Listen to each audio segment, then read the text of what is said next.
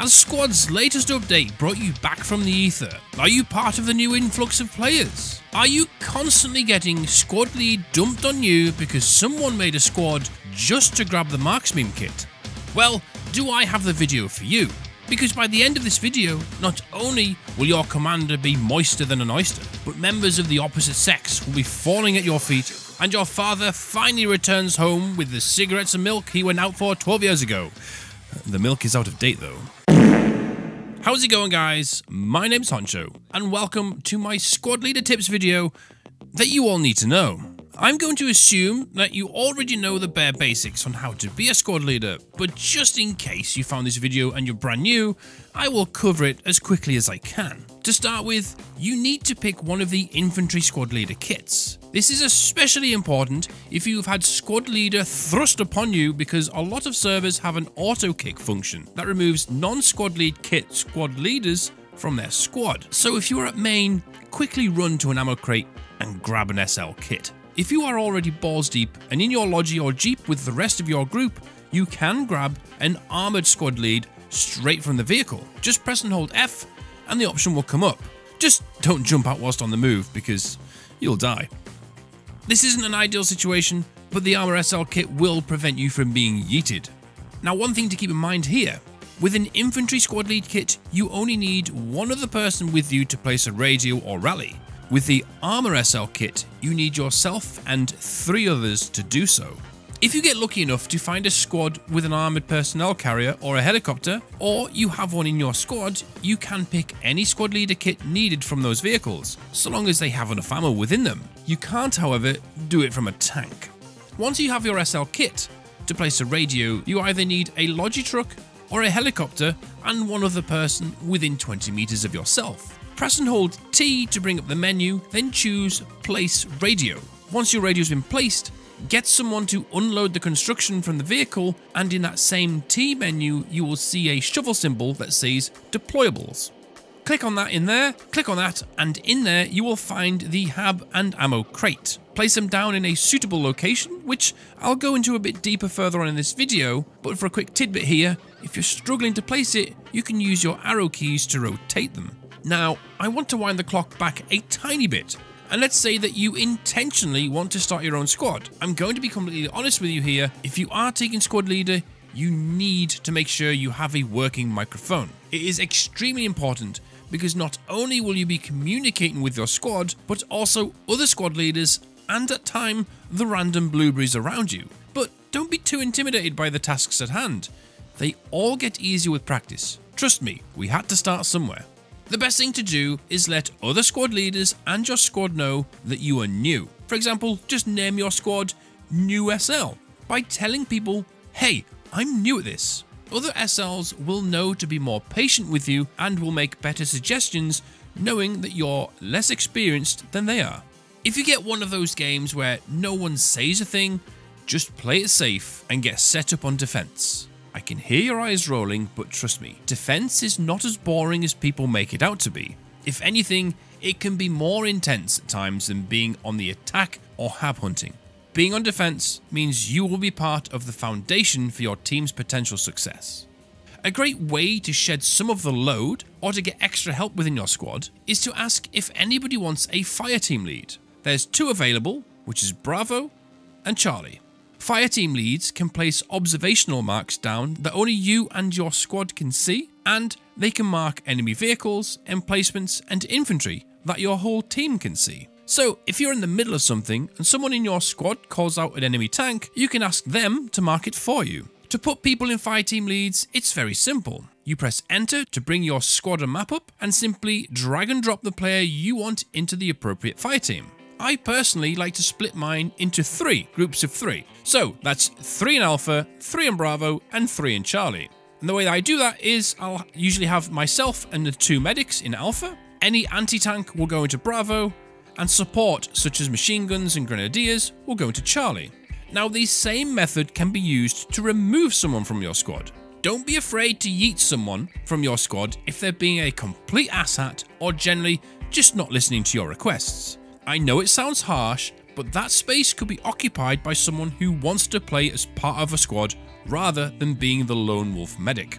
Naturally, don't be a complete knobhead about it. Otherwise, you'll end up with no one in your squad and nobody will want to play with you. So this isn't an excuse to bark orders at people like you're a drill sergeant on cocaine. Treat people with respect. And those who disrespect you, well, use your due diligence to deal with them. Oh, and in the rare case that they come back and team kill you because you kicked them from the squad, 99% of servers run the command where if you type in chat, !admin, removed X person from my squad and now they are team killing and harassing me. This alerts the admin team of the server you're playing on and that person will be dealt with swiftly. Oh, and speaking of servers, I have my very own squad server, Dead on Dismount. It is a new player-friendly server, but people of all skill levels are welcome to join. We have a great community with an even greater admin team.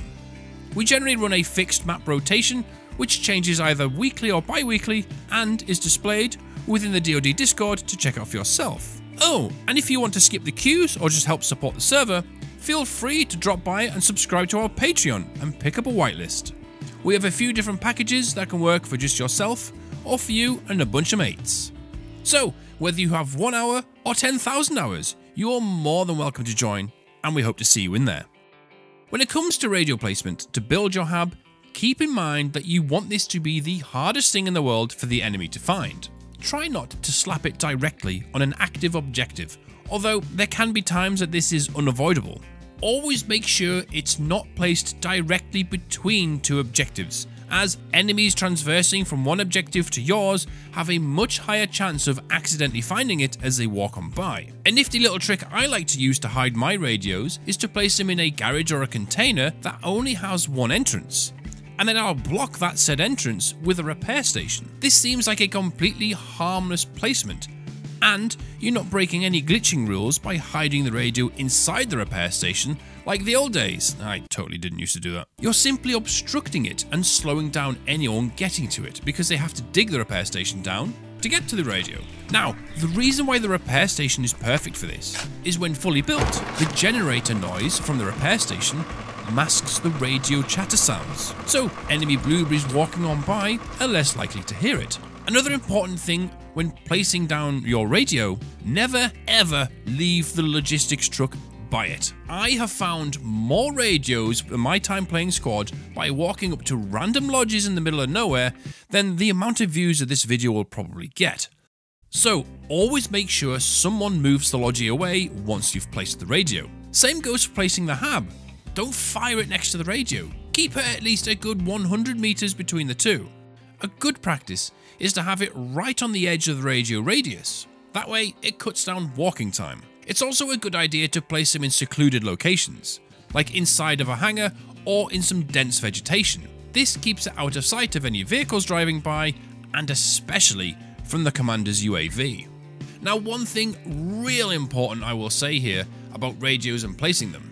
If you get somewhere with your logi and squad and you unfortunately get ambushed, don't panic place a radio down. Chances are you're going to get wiped out, especially if it's a good ambush. So, it's better to swallow the 14 tickets by losing the logi in your squad than to place a radio and hand them an extra tickets by losing that radio as well. 34 tickets is a lot to lose in one stomp, and believe it or not, this is something that I see happen very, very frequently. Now, once you have placed your radio and hab with an ammo crate, it's a very good idea to place down a rally. Put this somewhere where you think no one will pass by. Rallies are so super important within squad. If your hab gets overrun, you can spawn on the rally so you have a chance of recovering your hab. You can use it to attack the enemy from a different flank, even whilst defending, as that can help divert the pressure and break up the enemy's attack. If your rally has been placed within the radio construction radius, slap an ammo box next to it so your guys can rearm when they spawn in. And I suppose if all else fails, if you have nowhere useful to place the rally, just stick it next to the radio and you can use it as a proxy alarm, because if someone gets near the rally, it'll get burnt, and that means someone's near your radio. Now, a neat feature that the insurgents have is the ability to buddy rally. This is when, in the spawn screen, you can place your rally on top of another squad's rally that's already on the map without having your boots on the ground. And on top of this, insurgents can also build 2 habs per radio. A lot of people keep forgetting this. And one final thing I want to say about habs and rallies, unless it's already being shot at, never ever engage the enemy directly from or near your hab and rally. Enemy blueberry lemmings gravitate towards gunshots regardless of the situation. So you shooting at them is basically saying, hey, look over here, it's our hab. Now this next SL tip will get you dripping in bussy. If your team has a commander, you need to know how to call in commander assets. It's quite rare this is something that's needed, but there are times when the commander's UAV gets destroyed and they have to rely on squad leaders on the ground to get the call-ins. The best way to do it is by using your binoculars. Simply look at where you want to call in the asset, press U on your keyboard to place a defense mark. Then, while still looking through your binoculars at the same place, press and hold T and select Request Tactical Support from Commander.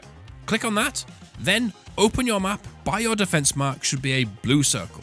Right click on that circle and click on the tick to confirm. The circle should now turn gold and an audio cue will be played for you and the commander. Now, if you want to up your game and call in a precise airstrike in on, say, an immobilized tank, what you do is you place your defense mark directly on the tank, then open the map, right click on your defense mark and place a tank icon. Then right click again next to your mark and place an arrow and drag this over the tank icon. And then you want to call in the tactical request. What this does is it gives the commander a perfect mark to place down the airstrike and the direction to send it in from. This sounds like a lot to do, but trust me, after doing it a few times, this becomes very simple very quickly and can be used with devastating effect. It just speeds up the whole process because the commander doesn't have to wait to call in their UAV and then line it up themselves. You've done the hard graft for them. Just don't let that tank escape. Another great tool squad leaders get that can help the team is the fob creation marker.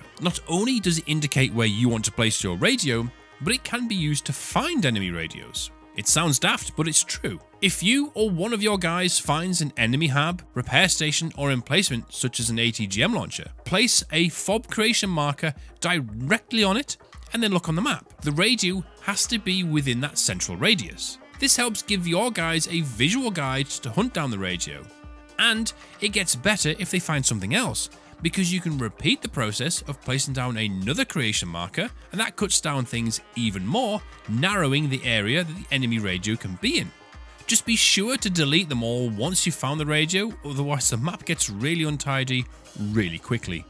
And on the topic of map markers, if you're on defense, and especially if you've got newer players in your squad, place some arrows around the objective to create a box, and basically tell them that that's your area of operations.